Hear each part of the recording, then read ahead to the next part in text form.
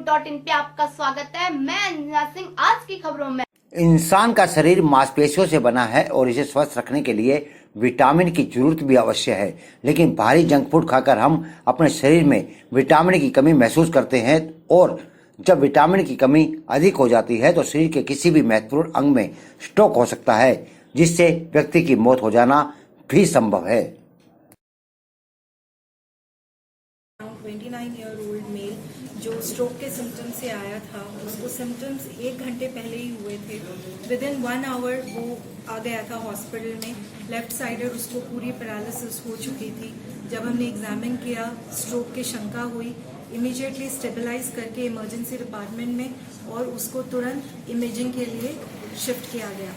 दिल्ली के रहने वाले 29 वर्षीय युवक को जंक फूड खाने का शौक था, लेकिन इससे उसे नुकसान क्या होगा उसकी जानकारी उसे नहीं थी। तो एक दिन अचानक उसके दिमाग ने काम करना बंद कर दिया, जिसे तुरंत प्रभाव से गुरुग्राम के पारस हॉस्पिटल लाया गया। सही समय पर डॉक्टरी सुविधा मिलने के कारण आज वो जीवित है। इमेजिन में जो हमारी शंका थी कि स्ट्रोक हो सकता है पेशेंट को, तो उसको वो क्लॉट निकला और क्लॉट निकलते ही हमने पेशेंट के जो रिलेटिव्स हैं उनके साथ पूरी जानकारी ली और उनको बताया कि आगे हमें क्या ट्रीटमेंट करना है।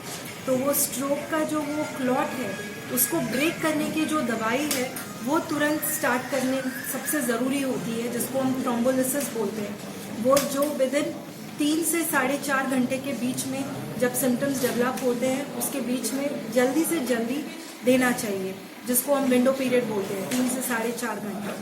तो पेशेंट के रिलेटिव्स ने कंसेंट दिया और इमीडिएटली ये थ्रोम्बोलिसिस स्टार्ट हुआ और पेशेंट को ऑब्जर्वेशन में रखा गया।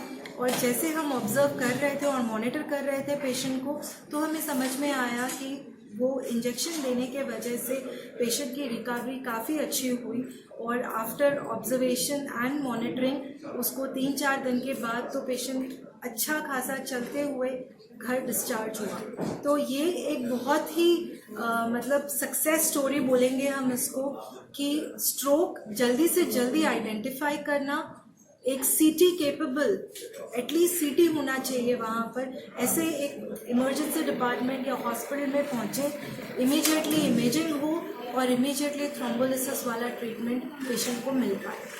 आमतौर पर व्यक्ति के शरीर में स्ट्रोक 50 वर्ष की उम्र के बाद ही देखने को मिलता है। स्ट्रोक होता है, जैसे हम किसी भी पेशेंट को होता है तो हमारे 2-3 चीज़ें होती हैं। एक हम बोलते हैं मॉडिफाइबल रिस्क फैक्टर, एक बोलते हैं नॉन मॉडिफाइबल रिस्क फैक्टर। अब जैसे एज है, जैसे जैसे हमारा एज बढ़ेगा स्ट्रोक होने के चांस बढ़ते हैं, बट हम एज को कम नहीं कर सकते हैं। वैसे ही जैसे एथनिसिटी, जैसे इंडियंस हैं, अफ्रीकन्स हैं, इन लोगों में ज़्यादा होने की चांस होती है, हम उसको भी चेंज नहीं कर सकते हैं।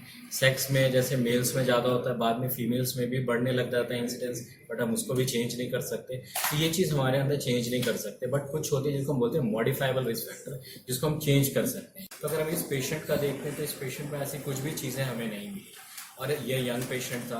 तो यंग पेशेंट में हमें और भी चीज़ें देखनी होती है, जैसे बहुत बार कुछ हार्ट की बीमारियां हो जाती हैं। अगर हार्ट में छेद हो जाता है तो हो सकती हैं, तो हम हार्ट का डिटेल इवैल्यूएशन करते हैं। फिर उसके बाद कहीं ब्लड में ऐसा ना हो कि हमारे उसी में कोई विस्कोसिटी, मतलब उस गाढ़ापन बढ़ गया हो, तो उसकी कुछ हमारी जो जांचें होते हैं हम वो करते हैं। जैसे इस पेशेंट में ज़्यादा आई थी, एक होमोसिस्टीन आई थी। ऐसे और भी बहुत सारे फैक्टर होते हैं जिनकी हम सारी टेस्ट करते हैं। तो ये मॉडिफाइबल रिस्क फैक्टर है कि हम इसकी ट्रीटमेंट करेंगे, ये आगे के लिए उसके लिए अच्छा है कि इसके चांसेस कम। जीवन की भागदौड़ के कारण व्यक्ति अक्सर घर से बाहर रहता है और ऐसे में व्यक्ति बाहर गंदे रिफाइंड में बनने वाले जंक फूड का सेवन करता है, जो स्वास्थ्य के लिए हानिकारक है। स्मोकिंग, ड्रिंकिंग, इसको कट डाउन करें। कोई ड्रग्स आजकल कॉमन अब्यूज होने लगे हैं, तो इन सब चीज़ों को कट डाउन करने की ज़रूरत है। जिन फैक्टर्स को हम कंट्रोल कर सकते हैं, अपने वेट को कंट्रोल कर सकते हैं, इन फैक्टर्स को चेंज करने की कोशिश करनी चाहिए कि स्ट्रोक के फैक्टर्स हम कंट्रोल करें। हमारे हस्तक्षेप न्यूज.इन को सब्सक्राइब करना ना भूलें। हम फिर मिलेंगे एक नई खबर और नए मुद्दे के साथ। तब तक के लिए नमस्कार।